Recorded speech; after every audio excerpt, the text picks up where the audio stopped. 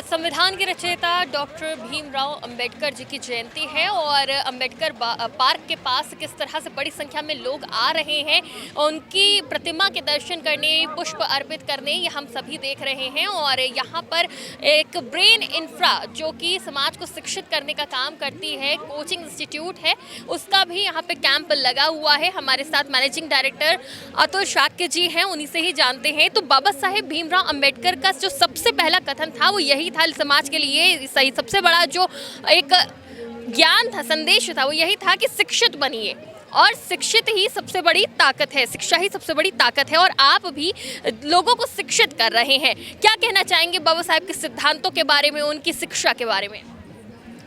देखिए, आज आप जो ये भीड़ देख रहे हैं, ये भीड़ उस महापुरुष की है जिसने इस राष्ट्र की संवैधानिक संरचना लिखी।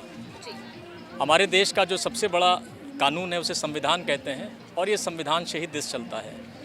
तो उस संविधान में गरीब और अमीर इन दोनों को बराबर के अधिकार, और इस दुनिया में जितने भी कमज़ोर लोग हैं, जितने भी शोषित लोग हैं, जितने भी वंचित लोग हैं, उनका उद्धार केवल शिक्षा से है।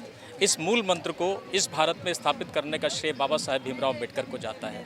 हालांकि गरीब जो हैं वो हर जाति और धर्म में पाए जाते हैं। ऐसा नहीं कि उन्होंने किसी एक ही जाति के गरीबों का मुक्ति का आंदोलन चलाया, उन्होंने सवर्णों की, गरीब महिलाओं की भी मुक्ति का आंदोलन चलाया। चूँकि मनुस्मृति ये कहती है कि स्त्रियों को पढ़ने का अधिकार नहीं है, उनको घर की शिक्षा दी जाए, घरेलू कार्यों में दीक्षित किया जाए, शिल्प में ही दीक्षित किया जाए।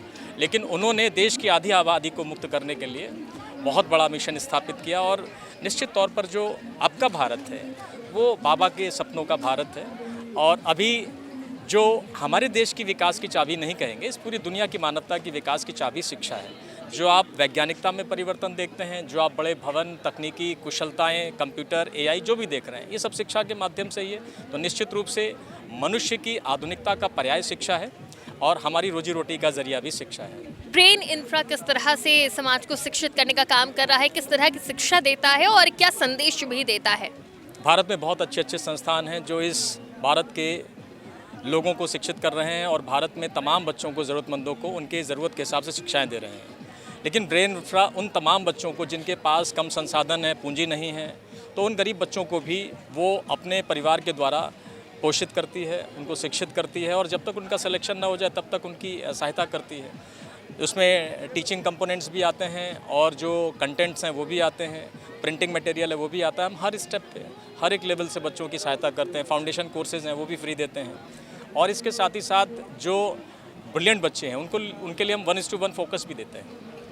आज जब बाबा साहेब की जयंती है, इस अवसर पर आप क्या संदेश देना चाहेंगे? बाबा साहब के वो कौन कौन से सिद्धांत, संदेश हैं जो आप आज फिर से दोहराना चाहेंगे और युवाओं को प्रेरित करना चाहेंगे? मैं ये ज़रूर कहना चाहूँगा कि बाबा साहेब ने इस देश में एक नारा दिया कि जो शिक्षित होगा वही सफल होगा, वही सबल होगा, वही संगठित होगा। तो जो लोग कुछ भी करना चाहते हैं, वो चाहे संगठन बनाना चाहते हैं, राजनीति करना चाहते हैं, समाज सेवा करना चाहते हैं या कोई भी काम करना चाहते हैं, लेकिन उनको पहले शिक्षा ज़रूरी है, उनको शिक्षित होना ज़रूरी है। अगर वो शिक्षित नहीं है तो उनके अपने ही शोषण करेंगे। शोषण कोई दूसरे के द्वारा नहीं कराता है। जो शिक्षित नहीं है उसका शोषण उसके घर वाले भी करते हैं। मैं तो ये कहना चाहूँगा। बहुत बहुत शुक्रिया। तो देखिए, शिक्षित होना बहुत ज़रूरी है। बाबा साहब ने भी यही कहा था, शिक्षित होइए, संघर्ष करिए, कभी पीछे मत हटिए। और आज बाबा साहेब की जयंती पर इसी ज्ञान को, इसी बात को दोहराई जा रही है। वीडियो जर्नलिस्ट पंकज के साथ विश्वकर्मा टीवी 24 नेटवर्क, लखनऊ।